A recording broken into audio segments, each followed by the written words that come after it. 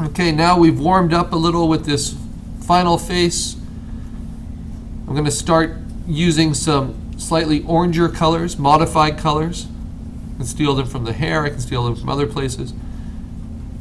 I want everyone to have a slightly different skin tone, just slightly. And that can be just with even just one of these flat colors thrown in. And remember, you can modify your colors.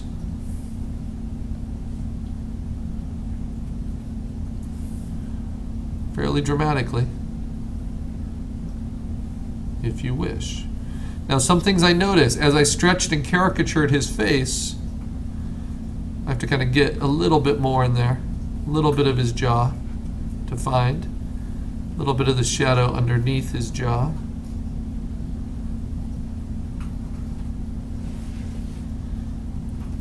As I caricatured his face, I made his mouth I pinched it a little too much at the mouth. And I got to get these cheeks out a little bit more to retain that youthful appearance, that likeness. That's all important.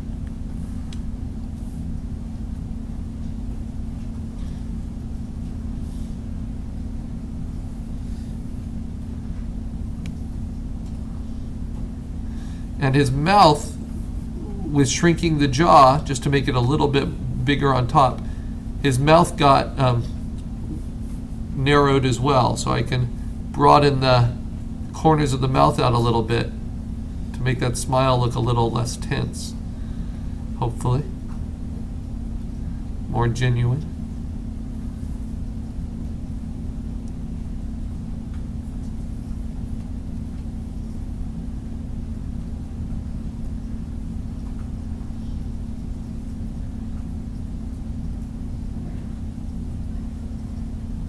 This is just my underpainting.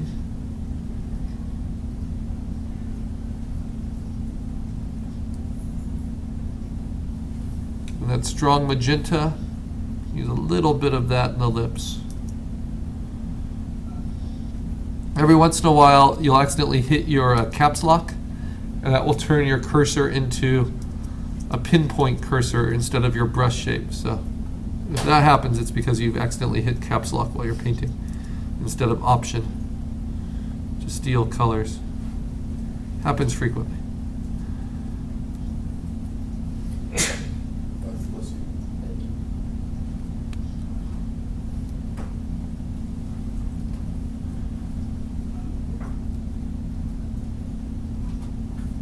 Okay. So let's just roughen this hair really quick on this flat painting, and then we can move on to the duotone painting, the slightly lower opacity. And what we hope is that we can bring it all up to about the same level of finish as we go. Challenge is 4 faces here, but working them all up with enough individuality and finish at all times. Let's see, I need to find a better color for this. Here we go. Kind of highlights in his hair, the shadows, steal them from his brother. Notice I'm stealing colors a lot more from myself than I am from the photo now. That's how you can keep things consistent. And show the top of his hair. But I don't worry so much about getting the edges perfect in the initial flat painting, because you end up painting over them a lot. So for instance, the mother's skin tones are getting replaced by the boy's hair right now. That makes sense.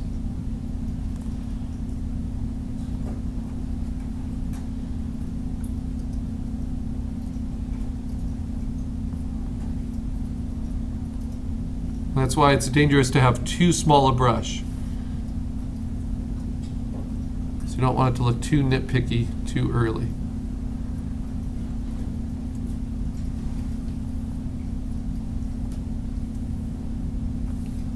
So turn, not scattering, but the control of the angle again.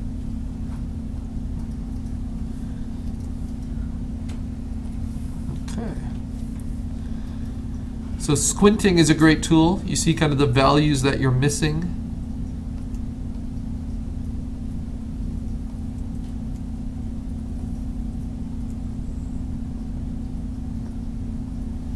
The shapes that need to be there.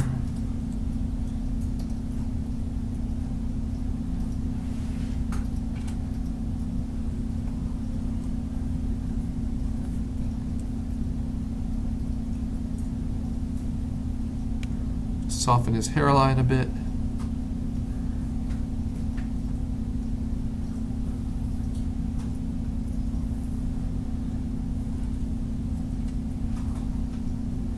All right, and then his ear.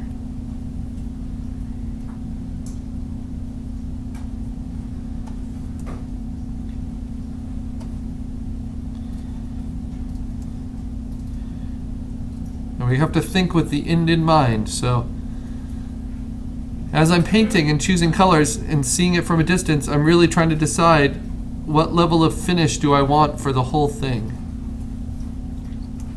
Now, how clean does everything need to look?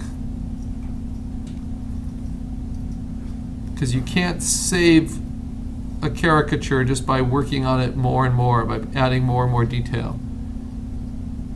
You do it by kind of finding the right level. Also has to do with how much time you want to spend on it, right? And I don't want to spend any longer than the deadline, which is today.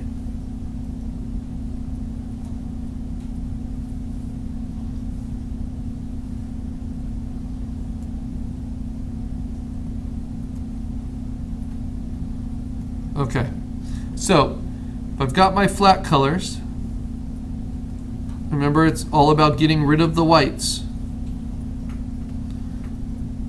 And if I need to get rid of even more white,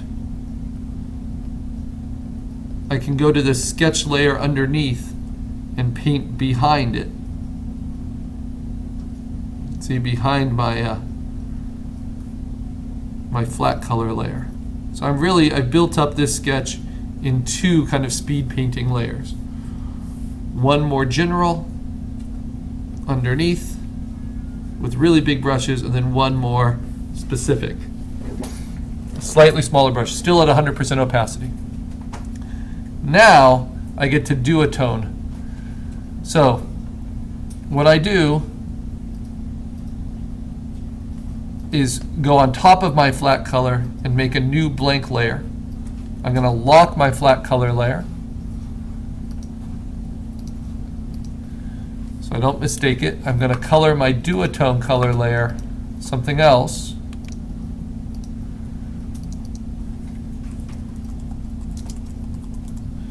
Or you might even call this, a better term than duotone might be transition color, because you're helping blend it, working between what you already have. And this isn't digital coloring, this is digital painting, so we're not working within outlines at all. So for him, whose likeness I need to work with some more, I need to get the proportions a little bit better. On this, I'm going to change my opacity to more like 50%. And now when I choose colors, they're going to mix with each other because I'm using them at a lower opacity. In fact, I might even go a little bit lower. And because I'm starting with him, because his is the smoothest skin. He has the shallowest angles on his face. You know, the wrinkles under his eyes are not as strong as in the others. So this blending really helps kind of smooth out his features, make him appear younger.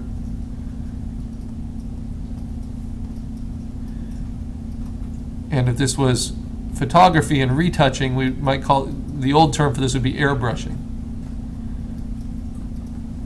Kind of smoothing over wrinkles with low opacity paint.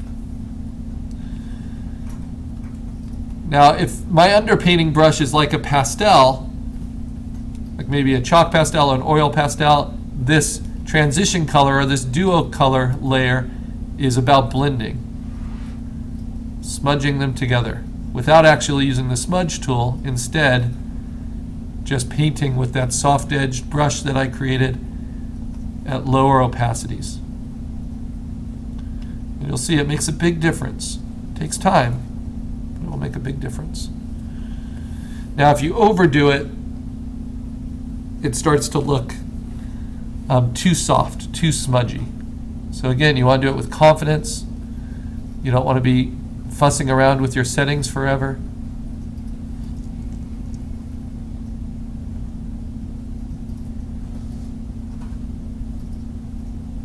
And there's sometimes you just need a little bit more opacity.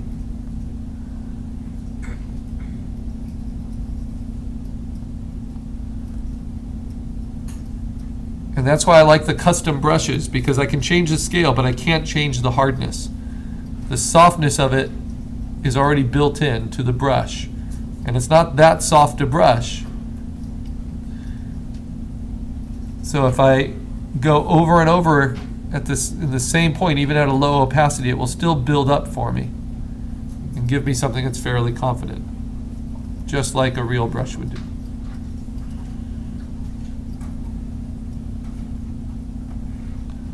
I want to give him a little bit of color in his eyes. So to find the right color and kind of layer it in.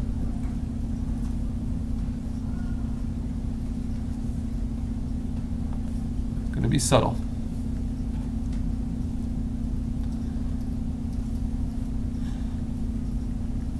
And for his eyelashes, now I can blend that color in with the rest of the edge of his eye.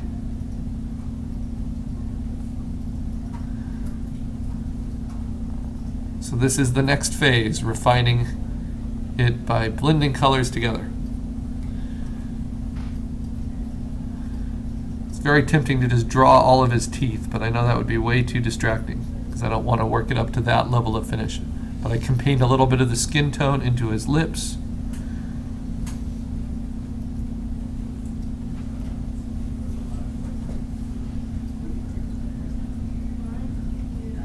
The redder the lips, the younger the subject will look as well.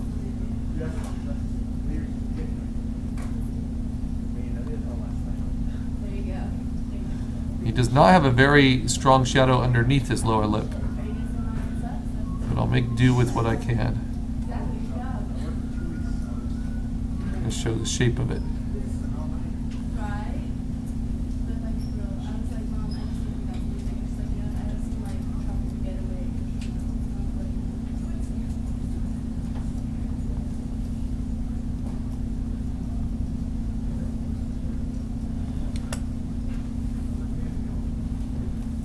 Oh, there we go, that orange.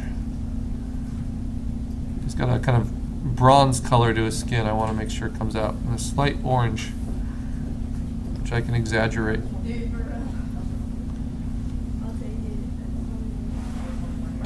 Especially in his ear. Now, if you haven't painted enough in the flat color layer, this is going to look really soft and smudgy. So you might have to adjust this again over the top with more opaque brushes. And so there's no set order to it. It's just these are the variables you're always going to be playing with. Opacity, brush direction, edge control, value. These are the things that give us the illusion of form.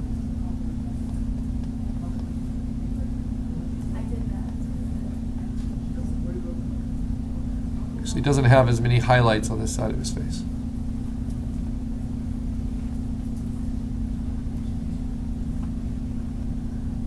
If it starts to look too smudgy like that, I need to go back up to a high opacity and paint in. But now I've got more colors to choose from. And the other way to blend edges is just have very close values in your strokes. And now there's so many different colors I can choose from there.